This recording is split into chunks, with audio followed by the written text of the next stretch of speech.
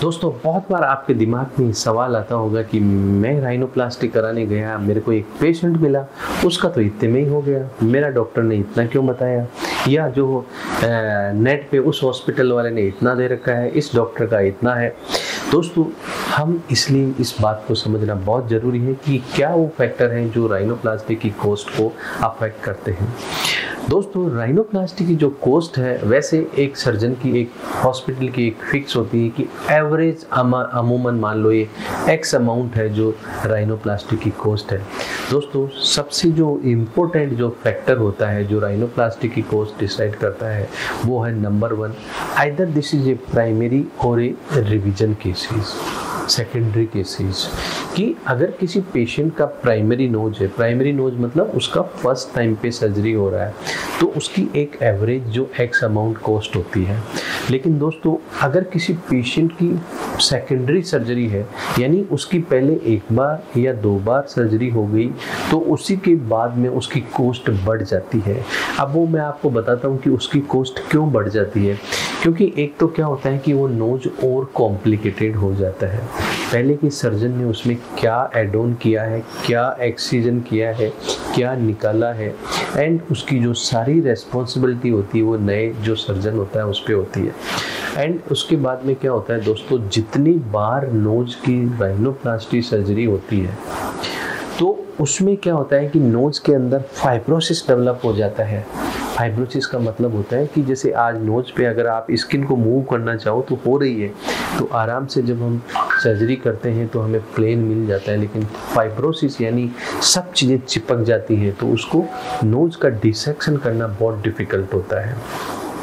And बहुत बार क्या होता है कि जो हमारा ग्राफ्ट जो लिए जाते हैं वो भी जैसे कई बार राइट साइड से पेशेंट का ग्राफ्ट ले लिया, रिब ग्राफ्ट, अब अगर सर्जन लेफ़्ट साइड से लेता है तो और उसके अंदर जो है, क्योंकि लेफ़्ट साइड के अंदर हमारा हार्ट भी होता है, तो ऐसे मल्टीपल फैक्टर हैं जो अगर आप प्राइमरी हैं या सेकेंडरी है, दूसरी या तीसरी बार अगर हम राइनोप्लास्टी करा रहे हैं तो उसकी कॉस्ट ज़्यादा होती है। इसके अलावा दोस्तों नंबर 2 जो है हमारा ये होता है कि जो हमारा सर्जन है उसका एक्रेडिटेशंस क्या है, उसका क्वालिफिकेशंस क्या है, उसकी फैसिलिटी कितनी है। यानी एक सर्जन जो है बोर्ड सर्टिफाइड है, जिसका इंटरनेशनल नाम है, तो दोस्तों उसका जो कॉस्ट जो होगा वो आपको ज़्यादा होगा, क्योंकि उसने उस एक्रेडिटेशंस को लेने के लिए, उस एक्सपीरियंस को लेने के लिए बहुत मेहनत की है, तो उसका कॉस्ट हमेशा एक नॉर्मल एक्स अमाउंट से ज़्यादा होगा। नंबर 3 दोस्तों, हॉस्पिटल जो होता है, एक कॉरपोरेट हॉस्पिटल है, एक छोटा हॉस्पिटल है, वो कितनी फैसिलिटी प्रोवाइड करवाता है, उसकी कॉस्ट जो है सर्जन की कॉस्ट के साथ एड ऑन होती है। बहुत बार क्या होता है कि दोस्तों जैसे आपने देखा होगा, एक एग्जाम्पल के लिए एक ट्रेन जाती है, उसमें एक स्लीपर होता है, एक जनरल होता है, एक फर्स्ट एसी, एक वो सेकेंड एसी, एक थर्ड एसी। तो ये कॉस्ट में वेरिएशन क्यों है? जितनी फैसिलिटी बढ़ती है उसी के दोस्तों उसकी जो है वो कॉस्ट जो है उसकी बढ़ती जाती है। इसलिए जो हॉस्पिटल का क्या लेवल है, आपका बड़ा कॉरपोरेट हॉस्पिटल है जहाँ बहुत सारी सुविधाएं हैं, या छोटा हॉस्पिटल है, उसके हिसाब से भी उसकी कॉस्ट जो है राइनोप्लास्टी सर्जरी की दोस्तों चेंज होती है। एंड बहुत बार जो है जो हमारा नोज है उसकी जो है विकृति है वो किस लेवल पे है, कि हमारी ओनली कॉस्मेटिक सर्जरी है या हमारी फंक्शनल सर्जरी भी है।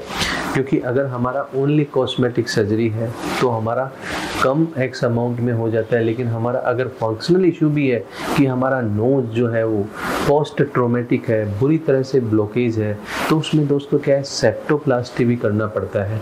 तो उसके कारण भी जो है राइनोप्लास्टी की जो कॉस्ट बढ़ जाती है। एंड बहुत बार क्या होता है दोस्तों, नाक के अंदर प्रीवियस सर्जरी के कारण जो नाक के पर्दे में होल होता है, सेप्टल परफोरेशन होता है, अगर उसको रिपेयर भी करते हैं तो वो भी एक राइनोप्लास्टी की कॉस्ट बढ़ा देता है। सो देखा दोस्तों कितने सारे फैक्टर हैं जो राइनोप्लास्टी कॉस्ट को कंट्रोल करते हैं एंड और अफेक्ट करते हैं। So I think this information is very useful. You can share this information to your family, friends and colleagues. Thank you.